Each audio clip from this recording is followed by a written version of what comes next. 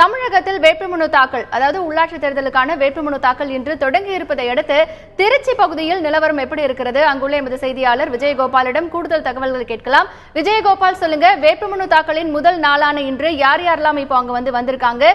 மேலும் இந்த வேட்புமனு தாக்கலுக்காக என்னென்ன ஏற்பாடுகள் எல்லாம் செய்யப்பட்டிருக்கு? திருச்சி மாவட்டத்தை பொறுத்தவரை முதல் கட்ட உள்ளாட்சி தேர்தல், அதாவது முதல் கட்டமாக அறிவிக்கப்பட்டிருக்க இந்த 17ஆம் தேதி அறிவிக்கப்பட்டிருக்க தேர்தலில் திருச்சி மாவட்டம் முழுவதுமே இந்த முதல் கட்ட தேர்தல் நடைபெறுகிறது. குறிப்பாக திருச்சியை பொறுத்தவரை திருச்சி மாநகராட்சி ஒரு முக்கியமான ஒரு தேர்தல் நடைபெறும் இடமாக இருக்கிறது. அதை தவிர்த்து 3 நகராட்சிகள், அதாவது மணப்பாறை, துவாக்குடி மற்றும் துறையூர் ஆகிய 3 நகராட்சிகள், அதைத் தொடர்ந்து 14 ஊராட்சி ஒன்றியங்கள், 16 பேரூராட்சிகள் மற்றும் 404 ஊராட்சிகள் இருக்கின்றன.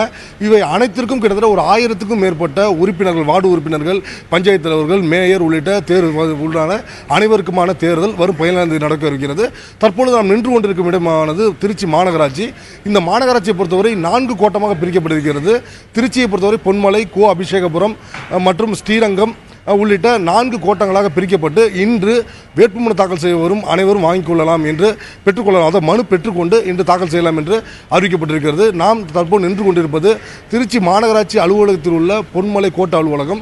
இங்கு தற்பொழுது வேட்புமனுவானது வந்து வாங்கி செல்பவர் தான் இருக்கிறார்கள்.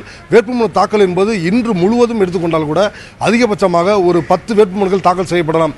குறிப்பாக சுயேட்சை தான் தாக்கல் செய்வார்கள் என்று எதிர்பார்க்கப்படுகிறது. அதற்கான வேட்புமனுகளை தற்பொழுது வழங்கும் பணி தான் நடந்து கொண்டிருக்கிறது. இதற்கு அடுத்ததாக, இதற்கு முக்கியமான காரணம் என்று கேட்டால், திமுக பொறுத்தவரை இன்று வரையிலான அவர்கள் கட்சியில் விருப்ப மனு பெற்றுக் கொண்டிருக்கின்றனர். அதே போல பாமக, பாஜக உள்ளிட்ட கட்சிகள் தற்பொழுது விருப்ப மனுவை தங்கள் கட்சியிடம் வாங்கி கொண்டிருக்கின்றனர். அந்த பணியை இன்னும் நிறைவடவில்லை. அதற்கு பின்னர் தான் இவர்கள் இந்த வேட்புமனுவாவது தாக்கல் செய்ய வருவார்கள். குறிப்பாக அதிமுக மற்றும் திமுக ஆகியவை இந்த வரும் 3ஆம் தேதி வரை காலம் இருப்பதால் அவர்கள் முக்கியமாக இந்த ஒரு நாளில், முக்கியமான நாளில் இவர்கள் வேட்புமனு தாக்கல் செய்வார்கள் என்று எதிர்பார்க்கப்படுகிறது. இதே போல முக்கியமான கட்சிகள் அனைத்தும் ஒரே நாளில் தமிழகம் முழுவதும் வேட்புமனு தாக்கல் செய்வார் என்று எதிர்பார்க்கப்படுகிறது. உள்ளாட்சி தேர்தலுக்காக திருச்சியில் செய்யப்பட்டிருக்கக்கூடிய ஏற்பாடுகள் மற்றும் இன்று வேட்புமனு தாக்கல் தொடங்கி இருக்கிறது, அதற்கான நிலவரம் குறித்து எமது திருச்சி செய்தியாளர் விஜயகோபால் வழங்கிய தகவல்களை பார்த்தோம்.